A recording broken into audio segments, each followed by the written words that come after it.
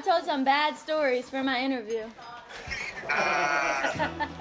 You tell me how you like your hot dogs and burgers and stuff. Getting a couple of these in here. We just want to bring everybody together and just celebrate Tyler. It's about celebrating him going to the Grey Cup. Alexander's on the run to his right, lays it out there, big hit. Oh, he got popped out of the 40, but it doesn't matter. Snead hangs on. But he told me he went back to the huddle and was having a hard time breathing. He said it took me a while to breathe, get his breath. Funny. He got hot. Yeah. The smallest guy on most football fields he steps on. Love the bounce up and holding on to the ball. Always has to prove himself. He did. It's always in the back of your head, like, I know they don't think I could do it, but I love proving them wrong. So got it! Touchdown, Montreal! When he made that touchdown, I was literally jumping up, down, just yelling and screaming so loud. Can y'all believe he's going back to the Grey Cup? No, I'm so excited. I know. Who would have thought? And remember, Tyler and Sydney would always compare who has the biggest muscles.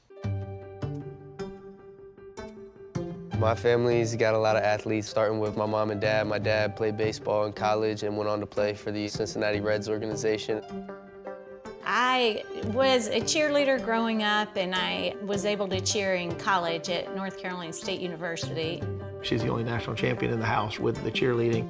They got a whole trophy room downstairs that I got to go in and see and kind of look at, and that's how I grew up.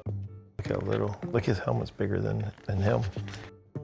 I think my dad helped Tyler growing up tremendously. I mean, he was in the same shoes that Tyler's in now. We're all very short. I'm the shortest. Tyler, he's 5'7". I remember going to watch his high school game. He was really good, a great player, but he was just small. When I came out of high school, I know a lot of the talk was, you'll never be able to play Division I baseball. I remember sitting there with our coach. I remember him saying, a team's only as good as its weakest link, and you are the weakest link. I saw Scott's journey and the work that it took to get there, and I see that mirrored in Tyler. I remember going home that fall and saying, I'm not gonna be the worst player on this team. And I started working, taking ground balls, taking extra swings, doing everything I could so that I wasn't the worst player. My dad and Tyler, they obviously have that special bond of, hey, we're in this together, I've been through it, and Tyler really did a good job of listening and learning from him as well. He kind of gave me the mindset, the mentality, and then kind of the edge and how to carry that with me throughout. We always tell Tyler, you know, you play with a chip on your shoulder. I always say, play with a boulder on your shoulder, right? Go after it. It says, I got to experience some of the best days of my life with my dad right by my side. That was pretty cool. He coached me in baseball, football, and basketball. And baseball was the one where he was most on me, just because that was his sport. He knew all about it, and that was the one that he really wanted to push me hard in. I was trying to make him better by making him work hard and making him, you know, kind of go after it. Tyler took this work ethic with him in pursuit of football, but received no offers out of high school. He would do really well at the university football camps, and everybody just kind of discounted him. The look test started going around, and, you know, you'd see all these guys that were bigger, and, you know, they just looked like they could play, and I know I don't look like I can play. When people look at him on paper, you just see his height and weight. So we do, So we do. But you don't see his heart, and you don't see how hard he works, and you don't see the other things he brings to the field. It seemed that East Carolina University did. Ehlers, there's the corner, and a touchdown to Snead. Littlest man on the field with a big catch. ECU showed the most interest to him, and they said, okay, we'll take him as a walk-on. This is when at East Carolina. I didn't have a scholarship offer, and then my freshman year, I ended up earning my scholarship at the very end of the year. Coach, unfortunately, got fired. The new staff comes in and they say, hey, I know you earned the scholarship. We need to reevaluate you. They basically just told me, hey, you know, we see 5'7", 160-pound kid. We haven't seen enough tape on you yet. You just got to prove to us that you deserve it. It was a kick in the back, like, okay, you don't think I can do it? I'm going to show you I can do it, and I'm going to show you every day. And he did. Tyler earned his scholarship back.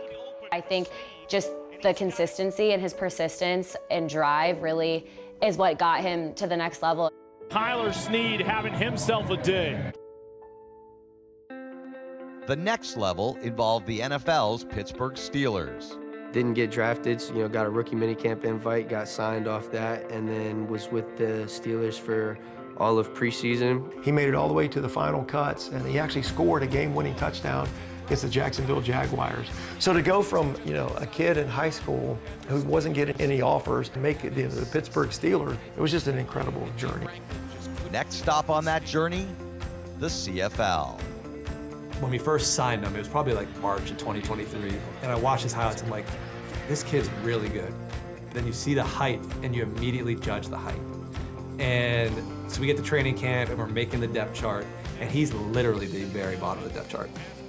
That first training camp, and the weather was miserable. And it was one of the 2-a-days, so a 4-hour practice. There's nobody left on the field. And he's like, Mike, can I get some catches? And at that moment, you knew that this young man wanted this opportunity, and he certainly made the most of it.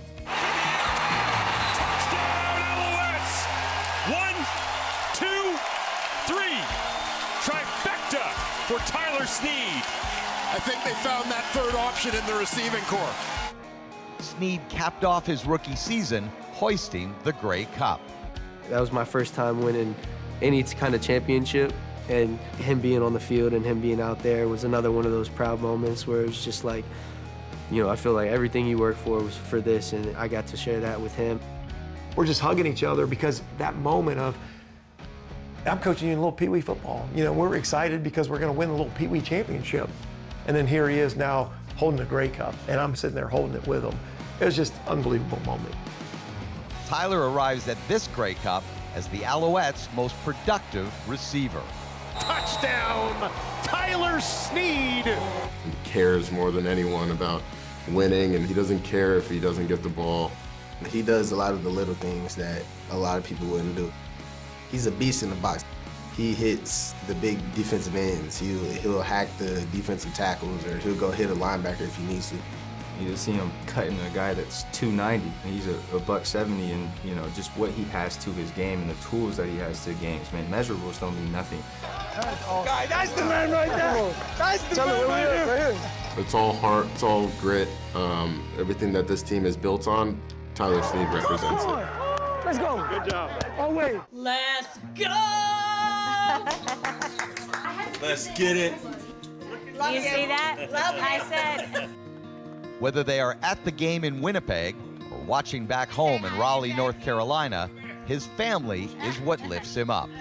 He's going to do everything he can to help Montreal win, because that's what it's all about for him. It's all about your attitude. Being undersized, you got to work harder than most people, and the work is what makes you better, and you can't deny the work. Don't get discouraged, and go out there and prove everybody wrong.